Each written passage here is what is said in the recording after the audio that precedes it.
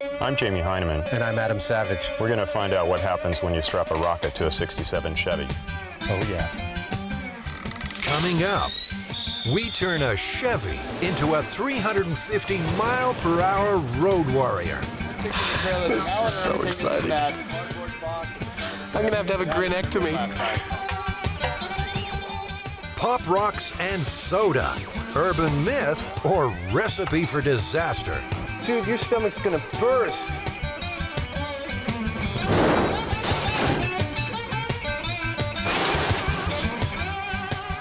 Here on Mythbusters, we're not just going to retell the stories. Small pin. We're going to put them to the test. We're prepared to put our bodies on the line. There's just one problem. Some aren't myths at all. Which one would that be? I don't know yet. So why should you trust these guys? Well, Jamie and Adam have over 30 years in model building, animatronics, and toy prototyping. They've worked in features, television, theater, and games. They can build just about anything, and probably have. This is M5, my special effects shop. Come on in and have a look around. Jamie's amassed an awesome collection of tools, talent, and techniques. If we can't find it here, I'm trying to locate a pig's stomach. there's always Adam's eclectic collection. I come from the planet Butthead. And if that fails, the guys are backed by experts in folklore, crime, medicine, and engineering. Ow, ow, Jamie and Adam are supposed to be experts in what's real and what's not. And they'll need every trick in the book. So where do we begin? What do we got? Let's go.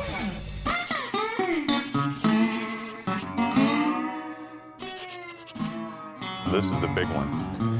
What we have is a 1967 Chevy Impala that was taken out into the desert, and somebody had put a rocket booster on it.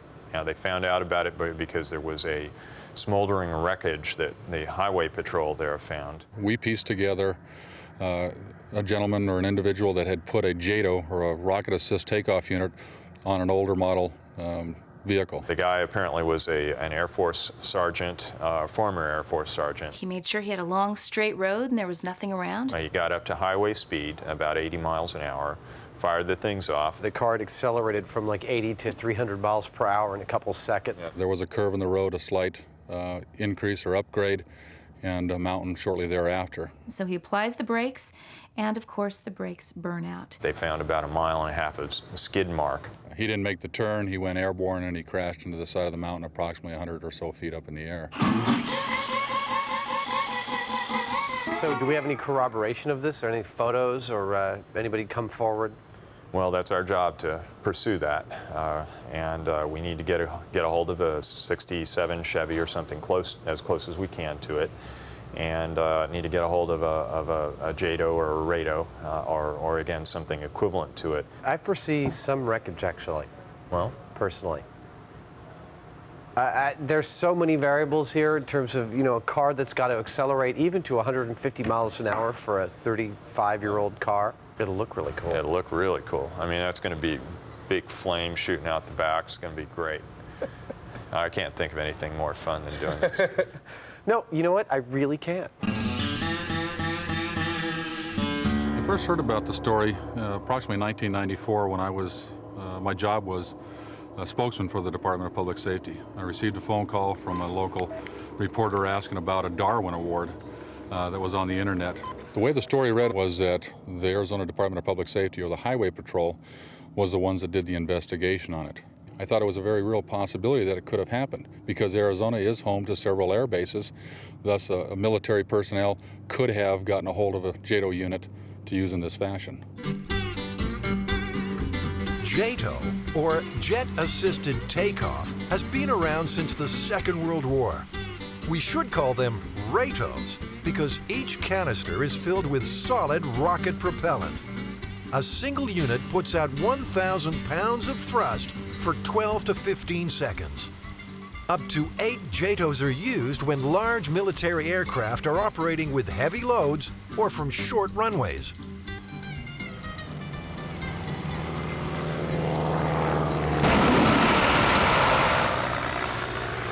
Do we think the military's just going to hand over one of these JATO bottles? What do we do if they don't actually let us have one? Well, I kind of doubt that they will. This is not the kind of thing that you would want to let the general public have access to. Yeah. Air Force Public Affairs. I'm not at my desk right now, so leave a message. We'd love to have the military there and involved. We would like the assistance of the Blue Angels. We're trying to get a hold of and get the military's assistance with operating one of these rados or JATOs, just so it's clear we're not trying to get a hold of one of these things and do whatever we want with it. We want you involved. Okay. Well, we actually got to talk to somebody. She said they're very expensive units, and that I don't know whether it's going to be possible. This is an unusual request.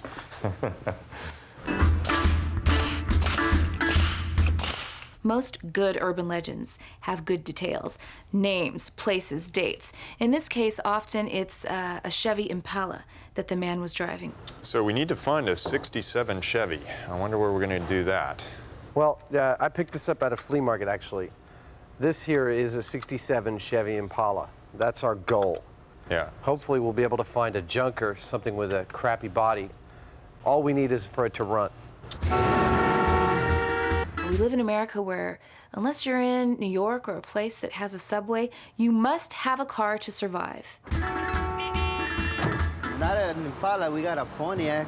It runs? The Pontiac runs? Not at the moment, it just needed the transmission on. Oh. Yeah. Only? Yeah, but you know. And a car not only is about survival, but it's also a symbol of adolescent freedom. When you get a car, you can leave the nest. We're going to be putting some rockets on the top of the car and setting them Oh, like off. the guy in the desert, the old Yeah. urban That's legend. it. So you want Exactly. it's a 72 Impala or 69 Impala you're supposed Yeah. to use. Yeah, everybody. We'll take anything that looks like, I mean, a Falcon within a couple of years. Something of that kind of- vintage, as long You as it want it to runs. Don't care about. T-Bird? You want a Thunderbird? Well, it got to be cheap. 62. Well, $750. That's Let's have a look very at it. plausible. It's also a symbol of sex. This is where a young man can have his first sexual experiences in this car. Oh, yeah. That's the we're done. I'll be kind of ashamed to destroy it. We don't have to destroy it. Oh, that's so beautiful. Oh my God, I'm loving this. Oh, look at that. Wow. Oh, this automatic windows. Oh, yeah. Is that your premise, though, to do that urban legend? Yeah. Why don't you should get a Chevy, because I always heard the story with the Chevy. Because I always understand it'd be like a 69 to 72 Impala. Okay. Chevrolet, the beautiful shape for 1965. The Chevy Impala is an ideal candidate for urban legend status. It was first introduced in 1958. From the start, it was a prestige car within the reach of the average American. Unmistakable. A completely new look time cannot wash away. By the end of the millennium, sales exceeded 13 million, making the Chevy Impala the most popular full-size car in American history. See the beautiful shapes of Chevrolet for 1965 at your Chevrolet dealers now. We need it to run. Need it to run. This Needs one it. may run. It's got a bomb motor in it. What do you mean? You're gonna put rockets on it? It'll go. We're going to destroy the car. Of course you are. That's half the fun. Thank you anyway. Thanks very much. No problem. Despite its popularity, the Impala is proving as hard to procure as JATO rocket.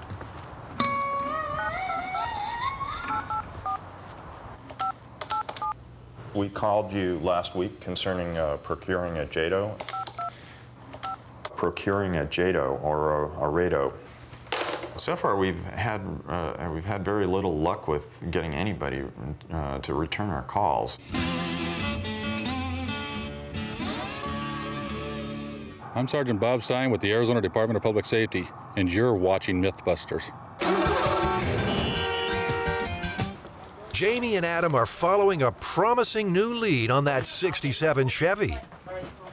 Well, we're going to strap some rockets to its back end. Yeah. You know that thing where they took it out in the desert and set those up? I got the perfect car for you. We're going to do that. You got it. It's a 67, all right, but unfortunately, an Oldsmobile. Heavy. Very. 450. So far, we haven't seen a single 60s Impala. We were looking at a T-Bird. It was that they had for $750. It was pretty nice. Adam's beautiful T-Birds already been sold. 67.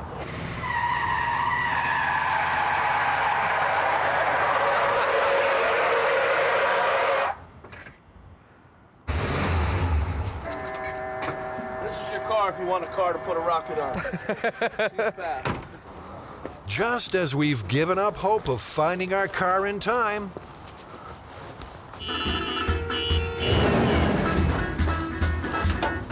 It's officially an Impala. Would it be all right if I drive it around the block? Oh, yeah. Oh, whoa, whoa. I got it, lady. it's a working 66 Chevy Impala with some decidedly non-standard features.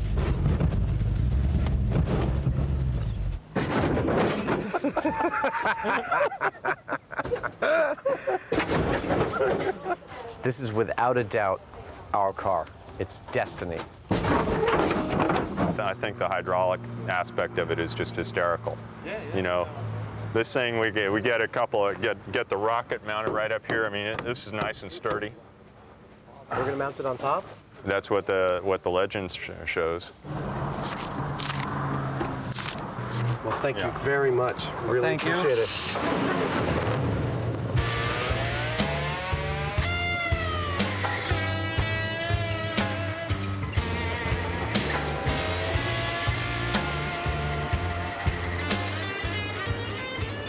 We are 8.5 miles from where we bought the car. It's 100 degrees. We're 3 hours from the shop. And thanks to a blocked fuel filter, our rocket car is doing exactly 0 miles per hour.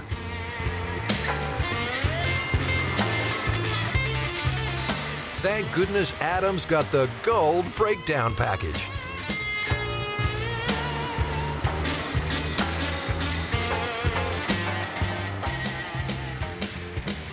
So, the Air Force apparently called us back and turned us down on the JATO rocket?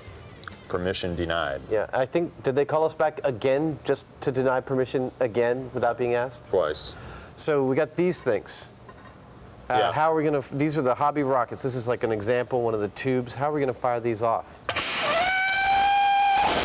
Well, these are actually more powerful than the JATOs. The ones that, you know... But they're smaller, how's that possible? Well, we're going to use more of them.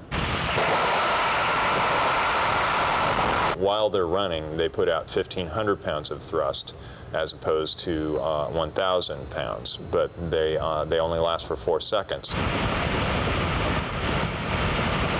We're going to get several of them, and we'll set them off successively.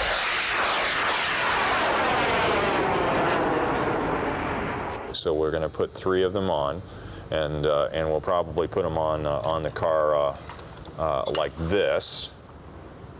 We have a qualified operator that you have to have a license a federal license to be able to purchase these things and operate them. I would hope so. Yeah, and so we're going to have those guys set them off, and so that's what it's going to look like. yeah, that's essentially what we're going to do. We'll have to reinforce it and everything.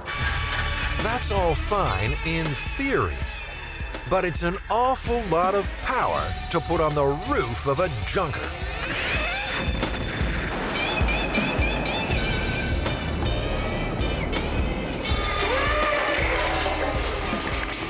1 pound of thrust is 2 horsepower. So one of those rocket motors at 1,500 pounds of thrust is 3,000 horsepower. Yeah. That'll make our Chevy almost 4 times as powerful as an Indy car.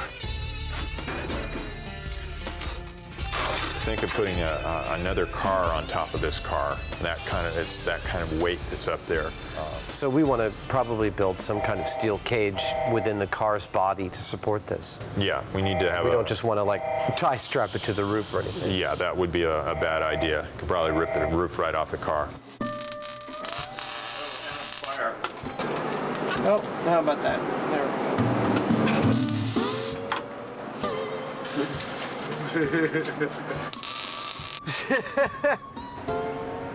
Adam, you're gonna get sick. I believe I'm already sick. Give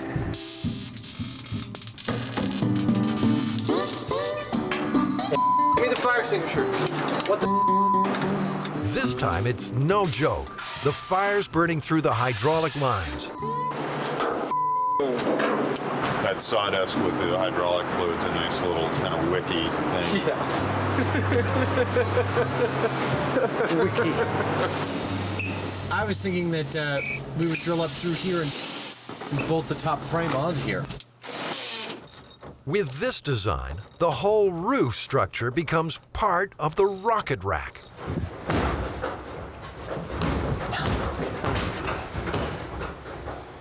Well, those 1, 2, 3, let's jump together. These tubes will hold the hobby rocket motors firmly in place. Fins for the rocket.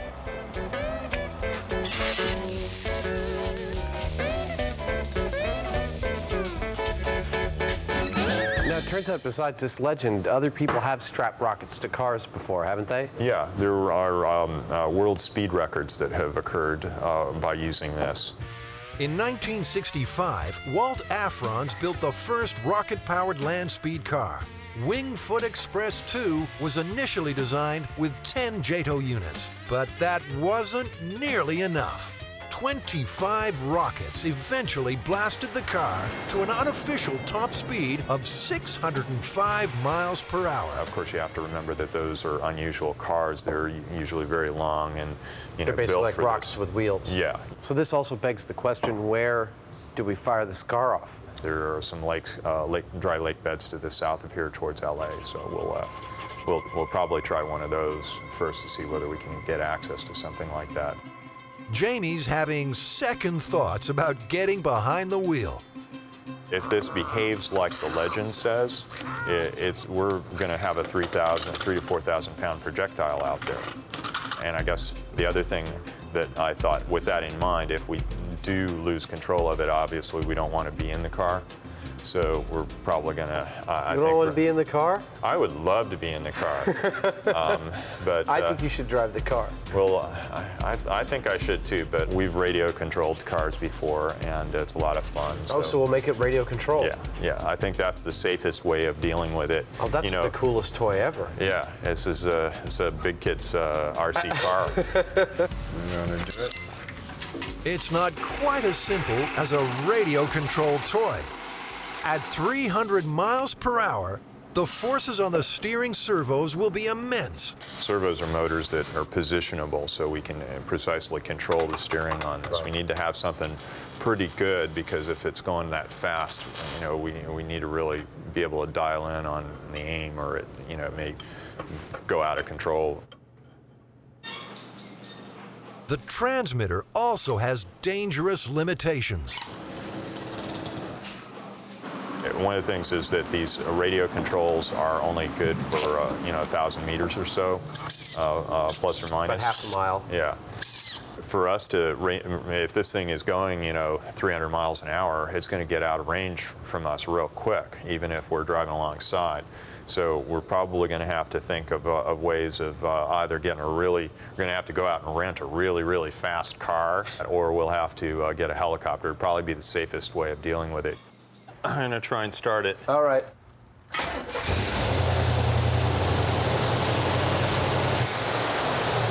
Yeah! Jamie's going to need every bit of control when he hits top speed. At 350 miles an hour, a Chevrolet Impala, all the windows will pop out of it and the roof will peel off. Andy Granatelli knows all about speed. He holds 21 Hall of Fame records. Many were set in conventional vehicles. He claims the top speed for a street machine, an awesome 241 miles per hour. At this velocity, wind resistance is the biggest enemy. The car would become airborne at a little over 200 miles an hour. The car would just raise the front of it up and would flip over. In other words, because the air would get underneath the front of the car. Yeehaw! Jamie plans to use the Chevy's hydraulics to combat those forces.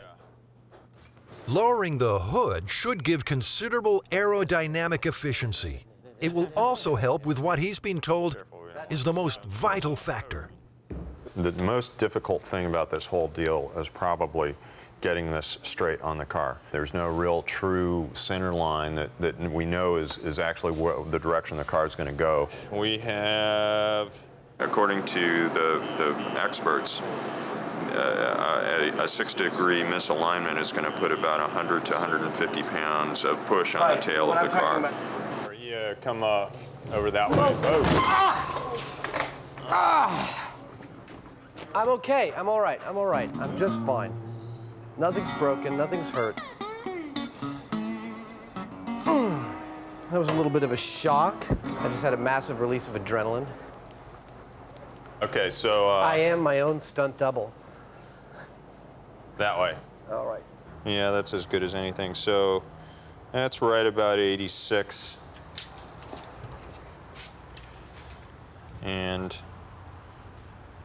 that's right about 86. Beautiful. Let's tack this puppy down.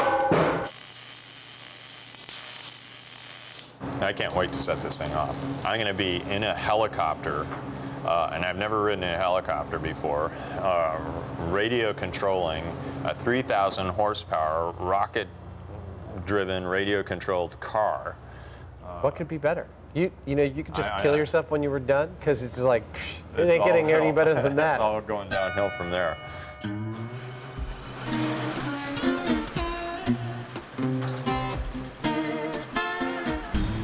Hi, I'm Andy Granatelli, and you're watching Mythbusters.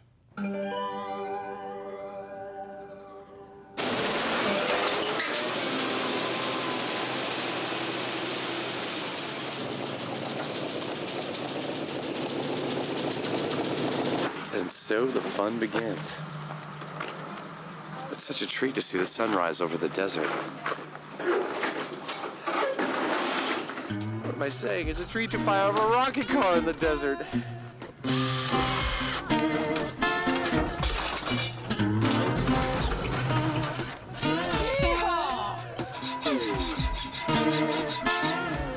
Finally, all the pieces are coming together on the lake bed. With a bit of luck, we'll soon know if the JATO rocket myth is indeed possible. I'm just setting the fail-safe on this. These radios actually leave an instruction with the receiver to return to a certain position if they should lose communication. Yeah, I think so. Jamie will be joined in the chopper by Eric Gates. He and his brother Dirk have over 20 years' experience in amateur rocketry. They plan to fire the motors by remote control. Go. 1, 2, 3, 4. 1, 2,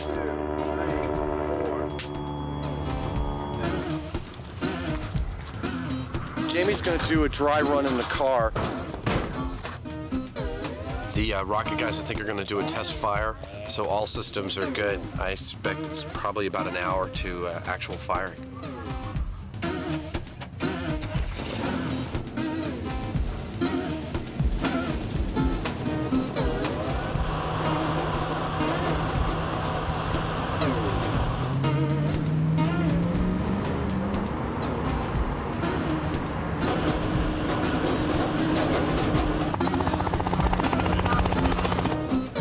The remote control and fail-safe are working perfectly.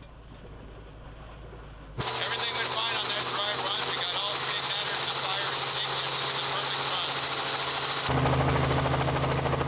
Well, you know, I'm not at all happy. The reason being that that unless something goes wrong on the first test, it makes me nervous because that means something's going to go wrong later. How you doing? Adam Savage. If this new visitor is right, Jamie may just get his wish. I looked at it, the mount's not strong enough, number one. The mount's not straight either. We warned them about straightening the mount. It's got to be dead straight or it'll steer the car all the time. George should know. Not only did he work on the Apollo program, he's conducted numerous speed trials out here. 8 points welded into the frame of the car. I hope it works. I mean, you know, because I don't want you to dig up my leg bed. Not exactly comforting words for our final briefing. The helicopter's going to do a pass around just like we did the last time.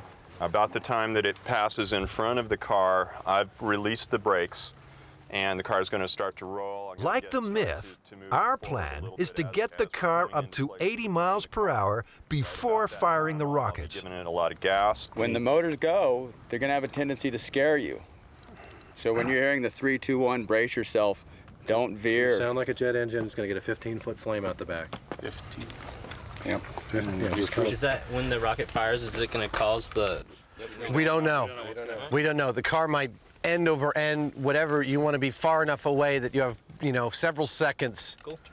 And if you do, a general rule of thumb with that kind of thing, if you do see something coming at you, go off at right angles to it. Don't try to outrun it. The crew are not the only ones who'll be keeping a close eye on the rocket car. It seems to have attracted the interest of security at nearby Edwards Air Force Base. Let's have a good bird, man. Get your game face on. Good luck. This is so exciting. That cardboard box at the front of the truck. I'm gonna have a grinectomy.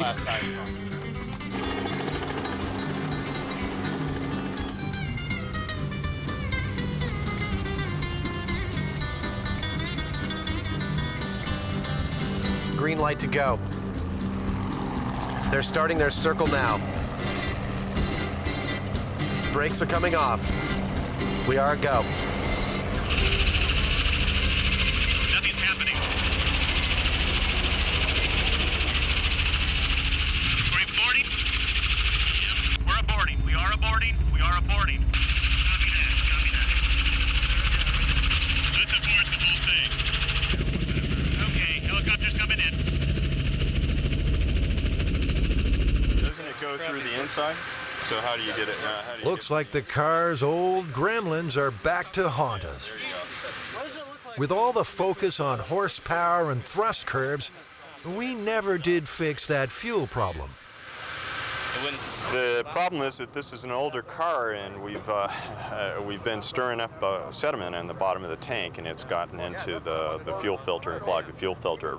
All we have to do is pull the filter out and flush it out once in a while. And we should get a good run here soon. That sort of answers my need for a small failure. I'll accept that one as a small failure.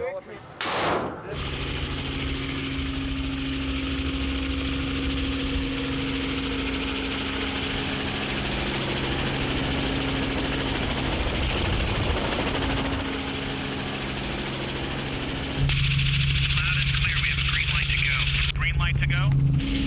Car's starting to roll.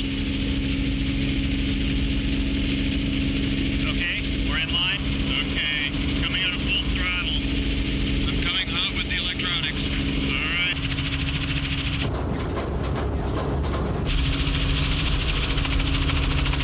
Okay, go ahead, set them off. Okay, helicopter's at speed. Firing in 3, 2, 1. Fire. 3, 2, 1. Firing. 3, 2, 1. Firing. We got them all. It's been a long road, but finally, we have liftoff. 3 rockets, 4 seconds, and 1,500 pounds of thrust apiece. That's 3,000 horsepower for 12 seconds. just like a J-Tow.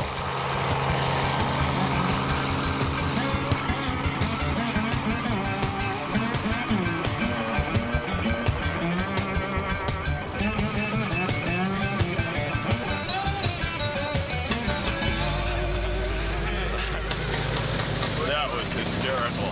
That was absolutely outrageous. What kind of speed do you think it got to? I don't know. The helicopter was having trouble keeping up with it. The chopper's top speed is 130 per hour. Hey! Ah! That was beautiful. We lost track of it. Oh yeah, we couldn't keep up with it with the helicopter. It just once those suckers lit, it just like. It's one thing to see him go up, it's another thing to see him go horizontal. Leave you guys in the dust. Just the dust trail from the car is so beautiful. I was quite impressed. I was hoping it would go good, and it did. You know, I was a little apprehensible, but no. Jamie did his homework. Over the years, many have claimed they were the inspiration for this story. For those who really tried it, the results were the same. In 1957, Dodge was filming an ad on this same lake. They replaced the gas tank with a single J-Tow bottle. The car topped out at 140 miles per hour. So, Jamie, given the structure of the original myth that the guy ignited the rocket, accelerated to like 350 miles per hour, supposedly hit the edge of a curve of the road and was airborne for several seconds before hitting the side of a cliff, do you think it's possible? Didn't happen. Yeah. They'd have to have at least around 4 times the power that we did. Back in '46, Andy Granatelli and his brothers did just that. They put 8 J-Tows on an Indy racer. The explosion was horrendous, and the thrust was such that you couldn't believe it. We looked at each other as if we were going to the moon. The rocket left not a little fizzle like this, but for about 300 feet long, for wider than the road and higher than the telephone wires, a tail of fire. And the car accelerated up to approximately 180 miles an hour. I mean, and believe me, I mean, it was unbelievable. Andy's antics may well be the origin of the J-Tow myth. One thing's for sure, we can all quit calling the Arizona Department of Public Safety. There never was a crash site found in Arizona, nothing even vaguely familiar. On occasion, we still get people inquiring about it, and we posted it on our website stating that it is a myth. That was a lot of fun, though. Yeah, it was great. Just those few seconds being in that chopper, right trailing behind the car, seeing those things set off, it was indescribable. Just seeing that car kind of go. I mean, it was beautiful. It was gorgeous.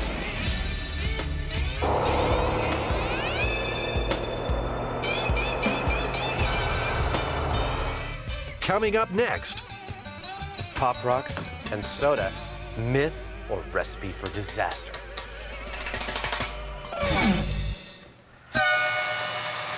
I'm Jamie Hyneman. You're watching Mythbusters. I hope you cut that out.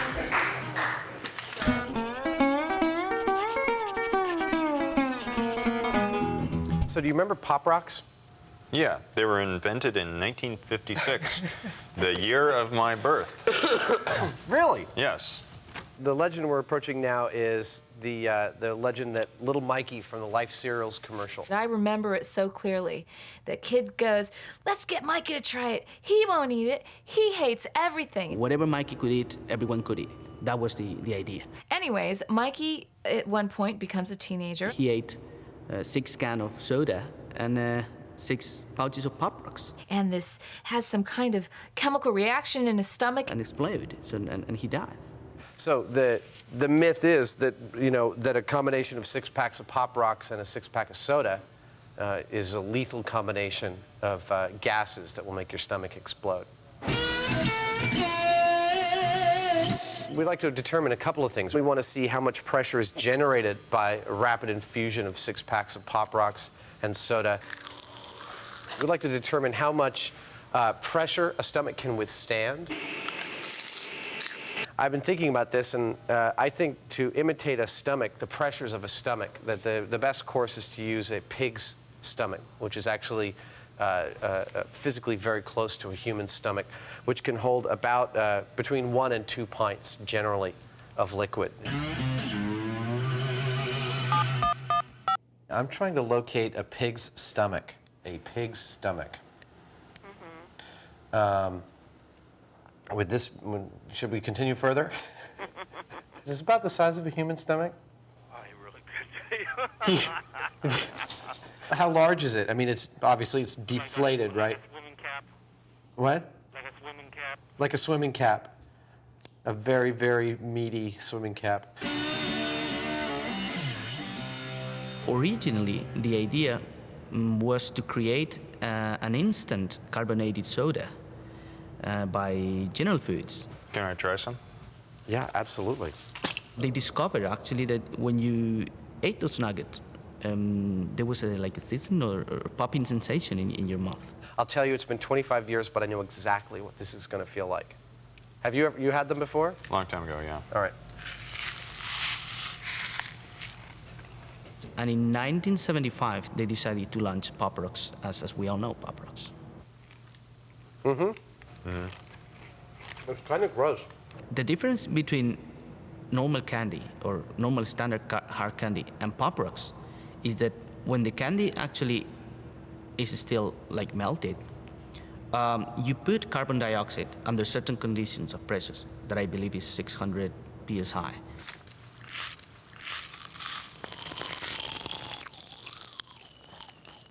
This isn't getting us any closer to that pig stomach.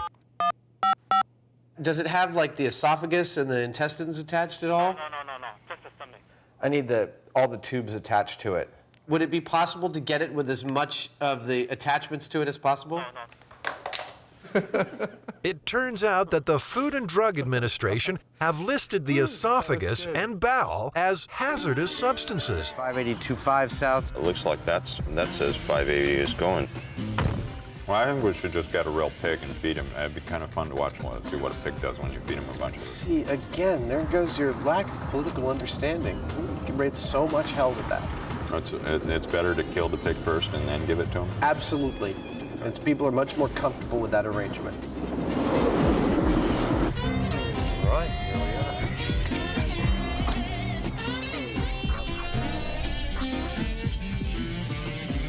are. 4 stomachs. Terrific. That's them. The specific instructions on the thing, complete with esophagus and intestines. It's actually becoming a reality. That's one important mission accomplished. Yummy. That looks like right out of Aliens, doesn't it? Looks like I can feel. All right, yeah, I've got my finger all the way down in there. So that's I don't know which one's the intake and which one's the output. The worst part is the breath coming out of here.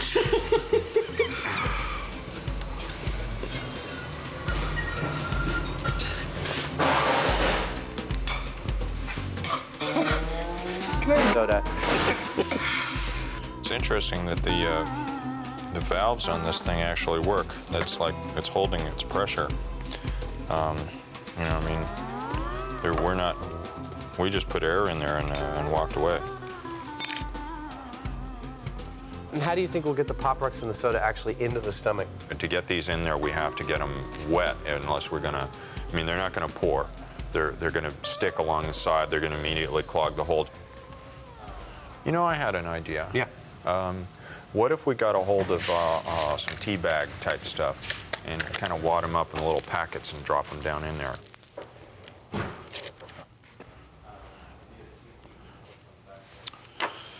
It's too big.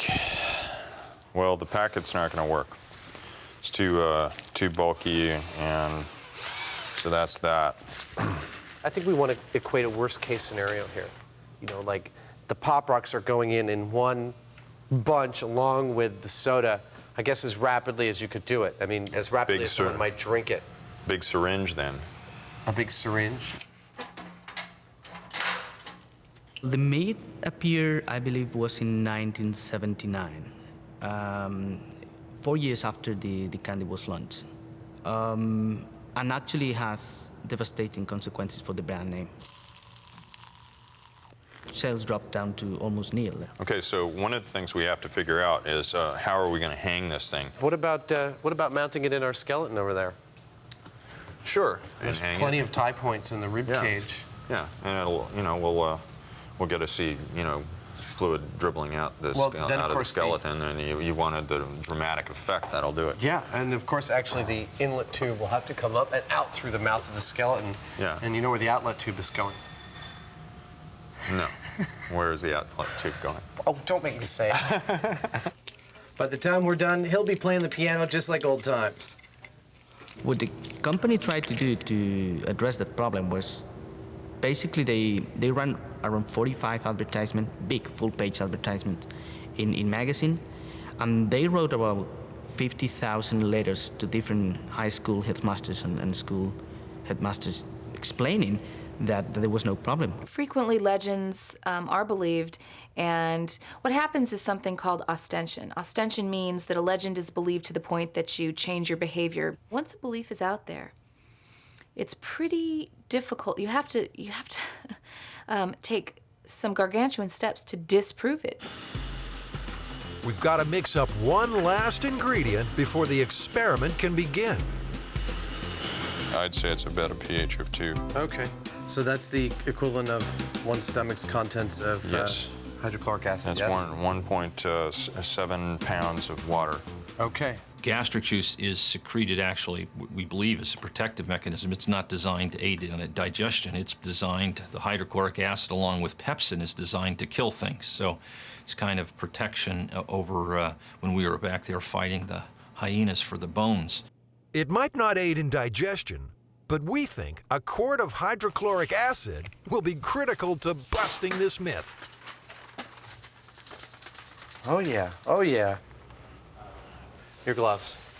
Now, the fun begins. Once you're pouring the liquid, I'll be opening cans of soda, handing them off to you. Okay. We're clamped everywhere. All right. Oh, man. All right, Mike, you had 2 cans. He's out of control. Oh, my God, he's going for another one. Mikey. All right, Mikey, man, you can't drink those last 2 cans of soda. Dude, you are an animal. Dude, your stomach's gonna burst. All right, here comes the plunger. Slow down. You didn't drink it that fast. Listen to that. You can hear those Pop Rocks going for it. Well, that's pretty impressive. Oh, there goes a burp. Mikey's burping. Come on. Oh, man. Look how big that stomach's getting. All right. It's more or less got it. All right. Wow. Okay, I wouldn't have called that he could drink all that soda and Pop Rocks at once. That's huge. That's like 3 times the size of what it was. We're not reading any real pressure in here. By its nature, the human stomach is a capacitance organ. That means it's designed to stretch. Receptive relaxation is the concept in human physiology, so it will relax and stretch up to some limit. So my guess is Mikey's feeling a little ill right about now. I know I would be. Do you think we should give him some time to digest? Sure, why not? You got 2 built-in vents, one on either side of the stomach, that should be the places that this air goes if you reach those kinds of pressures. Even with time for digestion, the Pop Rocks and soda just don't produce enough gas. We put 6 cans, about another, almost a liter of acid, 6 doses of Pop Rocks. I can still hear it, can't you? You can still hear it crackling. Yeah, Pop Rocks are going. So, does this myth contain any elements of truth?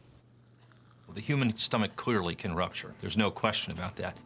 You can get rupture in blunt trauma, automobile accidents, for instance. It's starting to get kind of special in here. from a olfactory standpoint. After a quick reset, we're going to try and see if we can make our pig's stomach explode. Who the hell could be calling me? I can't answer that. I'm tying a pig's stomach into a skeleton. Clamp. My name is Fernando Arguis, Vice President General Manager of Pop Rocks Incorporated, and you're watching Mythbusters. Now, it turns out that in the annals of medicine in the last century, there are a half dozen cases of people's stomachs exploding from an excess of CO2, usually from something like baking soda. We're going to see how the bicarbonate of soda compares to Pop Rocks in terms of the expansion of the stomach. Oh, right. 1. Let's do 3. That's an awful lot of sodium bicarb. Well, you know, I've taken 2 with heartburn. Let's say someone feels Unlike really bad Pop now. Rocks, the baking soda and acid react. Injecting acid. All right. The result is carbon dioxide gas. Lots of it.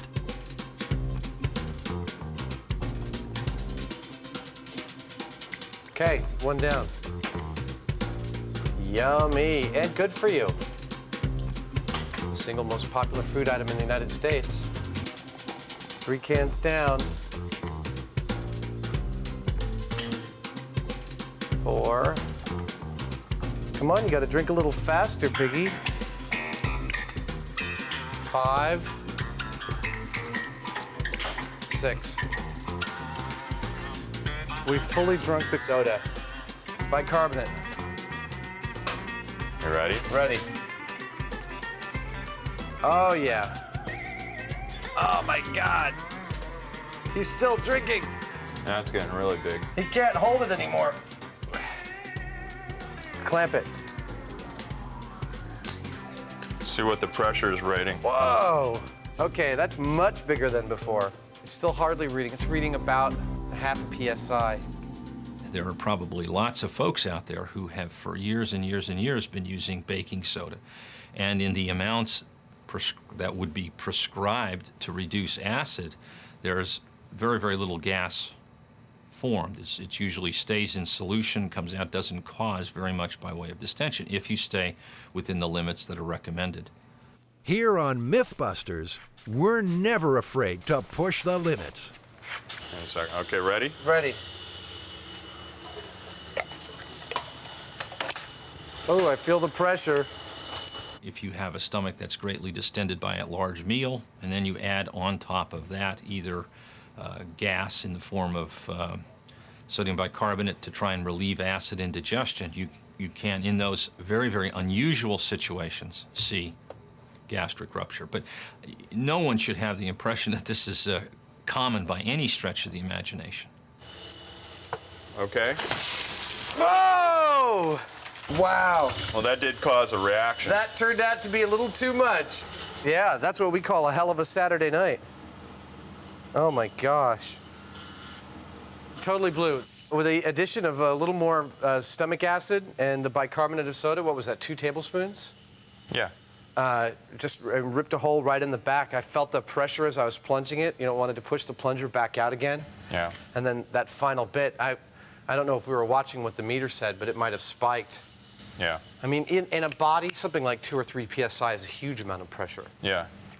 I can't imagine a human consuming that much crap. Well, maybe I can, actually. Well, the sodium bicarb with the person's own stomach seems to me to be the main thing. Yeah. Somebody that's just taking, you know, eating candy or something, I don't see it happening. Mythbusters tried to contact John Gilchrist, the actor who played Little Mikey. He never returned our calls. Another one bites the dust.